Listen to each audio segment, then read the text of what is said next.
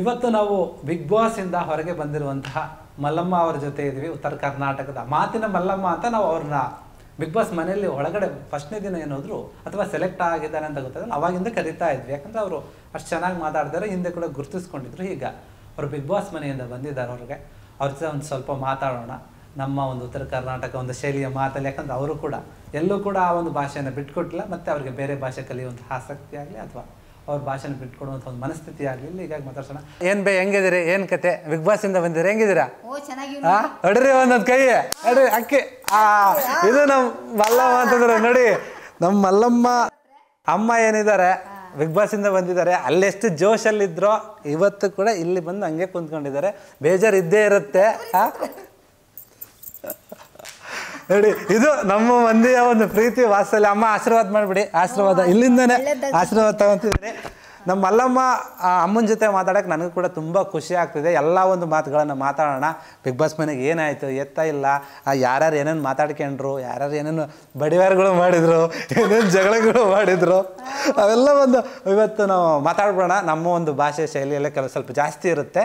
ಉತ್ತರ ಕರ್ನಾಟಕ ಮಾತು ಏನಂಗೆ ಶುರು ಮಾಡೋಣ? ಓಕೆ. ಜನಗಳಿಗೆ ನಮಸ್ಕಾರ ರೀ. ನಮಗೆ ಮಾತಾಡೋಂಥ ಅವಕಾಶ ಸಿಕ್ಕದ ಎಲ್ಲ ನಮ್ಮ ಕರ್ನಾಟಕ ಜನರಿಗೆಲ್ಲ ನಮಸ್ಕಾರ. ಮಾತಾಡೋ ಅವಕಾಶ ಸಿಕ್ಕದೇನೋ, ನಿಮ್ದೇ ಮಾತು ಎಲ್ಲ ಜಮಾಯಿಸ್ತಾ ಇದ್ದೀರಾ ಎಲ್ಲ ಕಡೆ. ಏನು ಹೆಂಗಿದೆ? ಸೂಪರ್ ಅದ ರೀ. ಬಿಗ್ ಬಾಸ್ ಮನೆಗೆ ಹೋಗಿ ಬಂದ್ರಿ, ಹೆಂಗಿತ್ತು ಬಿಗ್ ಬಾಸ್ ಮನೆ? ಬಿಗ್ ಬಾಸ್ ಮನೆ ಮರಿಲಾರ್ದಂತ ಅದ ರೀ. ಬಿಗ್ ಬಾಸ್ ನಾವು ಜೀವಂತನ ಮರಿಲಾರ್ದಂತ ಜಾಗ ಅದು. ಬಿಗ್ ಬಾಸ್ ಮನೆಗೆ ಅಂದ್ರೆ ಹೋಗ್ಬೇಕಂದ್ರೆ ನಮ್ಮ ಕಡೆ ಜನಗಳಿಗೆಲ್ಲ ಹೆಂಗಪ್ಪ ಹೆಂಗಿರ್ತಪ್ಪ, ಏನಪ್ಪ ನಮ್ಮನ್ನ ಯಾರು ಕರ್ಕೊಂತಾರಪ್ಪ ಅಂತ ಹಂಗಿರ್ತೈತೆ. ಉತ್ತರ ಕರ್ನಾಟಕ ಮಂದಿಗೆ ಬಿಗ್ ಬಾಸ್ ಅಲ್ಲಿ ದೂರ ನೋಡ್ಕೊಂಡೆ ಖುಷಿ ಪಡೋ ಜನ. ನಾವೆಲ್ಲ ಅಂತ ಅನ್ಕೊಂಡಿರಕಲ್ಲ, ಹಂಗಿರ್ತತ್ ನಮ್ದು. ಹೌದೌದ್ರಿ, ನಾನು ಮೊದಲು ಹಂಗೆ ಅನ್ಕೊಂಡೆ. ಹೋಗ್ಬಿಟ್ರಿ ನಿಮ್ಮನ್ನ ಕರೆದು ನಮಗೆ ಗೊತ್ತಿಲ್ಲ ಯಾವ ಮಲ್ಲಮ್ಮ ಅಂದ್ರೆ ನಾನು ನಿಜ ಹೇಳ್ಬೇಕಂದ್ರೆ ನನಗೆ ಫಸ್ಟ್ ಗೊತ್ತಿರ್ಲಿಲ್ಲ. ಆಮೇಲೆ ತಿಳ್ಕೊಂಡೆ ಏನಪ್ಪ ನಮ್ಮ ಮಂದಿ ಹೋಗವ್ರೆ, ಯಾರಿವ್ರು ಹೆಂಗೆ ಅಂತ ನೋಡಿ ಅವಾಗ ಗೊತ್ತಾಯ್ತು. ಬಿಗ್ ಬಾಸ್ ಮಾಡಿರೋದೇ ಸರಿಯಾಗಿರೋದನ್ನ ಸೆಲೆಕ್ಟ್ ಮಾಡಿರೋದ್ರೆ ಅನ್ಕೊಂಡೆ. ಗೊತ್ತಾಯ್ತು. ನಿಮ್ಗೆ ಹೆಂಗ ಅನಿಸ್ತು? ನಿಮ್ನ ಇಲ್ಲ ಬಿಗ್ ಬಾಸ್ಗೆ ನೀವು ಬಂದಿರಿ, ನೀವು ಬರ್ರಿ ಅಂತ ನಿಮ್ಗೆ ಕರೆದ ಹೆಂಗ ಅನಿಸ್ತು ನಿಮ್ಗೆ? ನಮ್ಗೆ ಖುಷಿ ಆಯ್ತು ರೀ, ಸೆಲೆಕ್ಟ್ ಆಯ್ತು, ಖುಷಿ ಆಯ್ತು. ನಮ್ಮ ಮೇಡಮ್ ರೀ ಬಿಗ್ ಬಾಸ್ ಅಂದ್ರೆ ಏನಂತ ಗೊತ್ತಿತ್ತ? ಮೊದಲು ನೋಡ್ತಿದ್ದೇವೆ, ಗೊತ್ತಿತ್ತು ನಾವು ಹೋಗ್ಬೇಕು, ಅದ್ರೊಳಗಡೆ ಕಾಣ್ಬೇಕು, ಟಿ ವಿ ಒಳಗಡೆ ಸ್ವಲ್ಪ ಆಟ ಆಡ್ಬೇಕು ಅಂದ್ರೆ ಹೆಂಗ ಖುಷಿ ಅನಿಸ್ತದ ಅಂತ ಅನಿಸ್ತಿತ್ತು ನೋಡಿದ್ರ. ಆಮ್ಯಾಗ ಒಂಥರ ಬಿಡು ಅಲ್ಲೇನು ಹೋಗ್ತೀವಿ ನಾವು, ನಮ್ಗೆ ಯಾರು ಕರಿತಾರೆ, ನಮ್ಗೆ ಹೊಲ ಮನೆ ಕೆಲಸ ಮಾಡೋರು, ಹೊಲ ಮನೆ ಕೆಲಸ ನಾವು ಹಳ್ಳಿ ಏನಲ್ಲ ಒಂದು ಮೇಕಪ್ ಮಾಡ್ಕೊಳ, ಒಂದು ಇದು ಹಾಕೊಳಾರಲ್ಲ, ನಮ್ಮನ್ನೆಲ್ಲ ಯಾರು ಕರ್ಕೋತಾರ ಅಂತ ಒಂದು ರೀತಿ ಅನ್ಕೊಂಡು ಸಮಾಧಾನಾಗಿ ಇದ್ದು ಬಿಡೋದ್ರಿ. ಅದು ನಮ್ಮ ಮನಸ್ಸಿನಾಗ ಅನ್ಕೊಳ್ಳೋದು. ಮತ್ತು ಮಂದಿ ಇದ್ರಂದ್ರೆ ಎಲ್ಲೆಲ್ಲಿ ಕನಸು ಕಟ್ಕೊಂಡ್ರ ಅಂತಾರ. ನಮ್ ಕಡೆ ಏನೋ ಸ್ವಲ್ಪ ಜಾಸ್ತಿ ಇದು ಮಾಡಿದ್ರೆ ಸಿಟಿಗೆ ಹೋಗಿ ಬಂದ್ ಮತ್ತೆ ನಾವು ಹಳ್ಳಿಗೆ ಹೋಗ್ಬಿಟ್ರೆ ಏನೋ ಸ್ವಲ್ಪ ಇದು ಮಾಡಿದ್ರೆ ಇದೇನಿದು ಕೋಳಿ ಹಿಂಗ್ ಮಾಡ್ತಿದ್ದು ಇದೇನು ಇವಾಗ ಏನೋ ಒಂದ್ 2 ತಿಂಗಳು ಹೋಗೋದಕ್ಕೆ ಮಾಡ್ತಿದ್ದು ಅಂತ ಅಂದೇ ಅಂತಾರ. ಹೌದೌದು, ಕರೆಕ್ಟ್ ಇದು ಮಾತಿದ್ದು ನಮ್ಮ ಮಂದಿ ಇದೆ. ಇದೆ, ಅದಕ್ಕೆ ನಾವು ಎಲ್ಲಿಗೆ ಹೋದ್ರೂ ಚೇಂಜ್ ಆಗಿಲ್ಲ, ನಮ್ಮ ಹಳ್ಳಿ ಭಾಷೆನೇ ಆಡೋದ್ರಿ, ಆಡ್ತೀವಿ. ನಿಮ್ಗೆ ಹಂಗ ಅನಿಸ್ತ ಮಾತು ಕೇಳಿ? ನಮ್ಗೆ ನಮ್ಮ ಮಂದಿ ಅಂದ್ರೆ ನಾವೇನ್ ಸುಮ್ಮನೆ ಬಿಟ್ಕೊಳ್ತೀವಿ. ಅಲ್ಲಿ ಹಂಗ ಅನ್ಸ್ರಿ, ಹೋಟೆಲ್ಗೆ ನಾಷ್ಟ ಮಾಡಕ್ ಹೋಗಿದ್ವಲ್ಲ, ಹೋಗಿದ್ದಿಲ್ಲ, ಹೆಂಗೈತ್ರಿ? ಎಷ್ಟು ಜನ ಬಂದ್ರು? ಎಷ್ಟು ಜನ ಬಂದ್ರು. ಅವಾಗ ಯಾರು ಮಲ್ಲಮ್ಮ ಅಂದ್ರೆ ಯಾರು ಗೊತ್ತೇ ಇದ್ದಿಲ್ಲ. ಈಗ ತುಂಬಾ ಜನ ಯಾರು ಗುರ್ತಿರ್ಲಾರ್ದವ್ರು ಒಬ್ರು ಇರಲ್ಲ, ಎಲ್ಲರೂ ನೋಡಿ.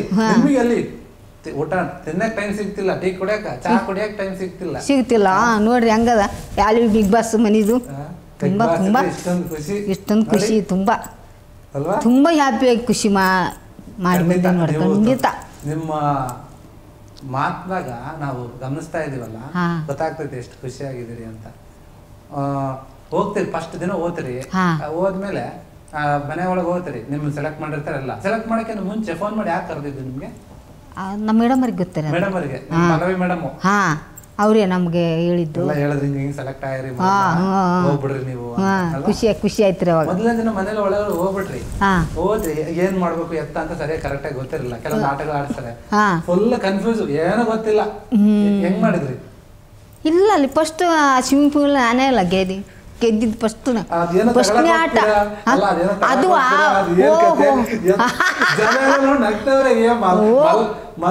ಅದು ನೋಡಿ ಅದು ಕರೆಕ್ಟ್ ಅದು ಅರ್ಥ ಆಗಲಿ. ನಾನು ಇನ್ನೊಂದು ಇದು ಅದು ನೋಡೋದು ಟೇಬಲ, ಆ ಟೇಬಲ್ಗೆ ಅಂದ್ರೆ ಗೊತ್ತಾಯ್ತು.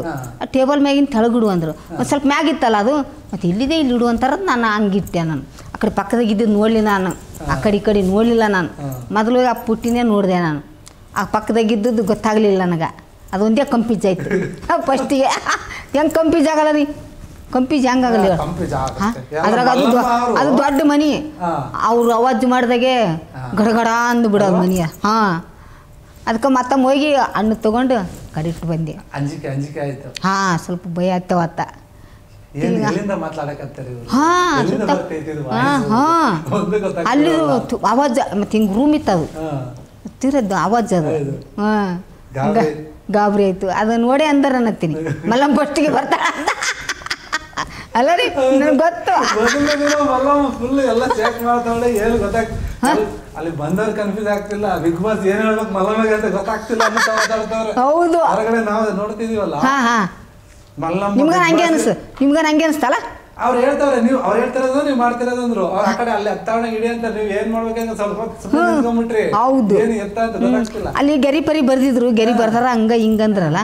ಮತ್ತೆ ಇನ್ನದೇ ಅದೇ ಫಸ್ಟ್ ನಮಗೆ ಗೆರೆ ಗೊತ್ತಿರೋದು ಚಿಕ್ಕವರಿದ್ದ ಕುಂಟೆ ಮೇಲೆ ಹಾಕೊಂಡು ಗೆರೆಗೆ ಅದು ಒಂದೇ. ಹಂಗೊಂದಿರ ಅವತ್ತು ಕಂಪ್ಯೂಸ್ ಆಯ್ತು ಅಂದ್ರಲ್ಲ, ಅವತ್ತ ಗೊತ್ತಾಗಲ್ಲ ಈಕೆ ಫಸ್ಟ್ನೇ ಹೊರಗೆ ಬರ್ತಾಳಂತ.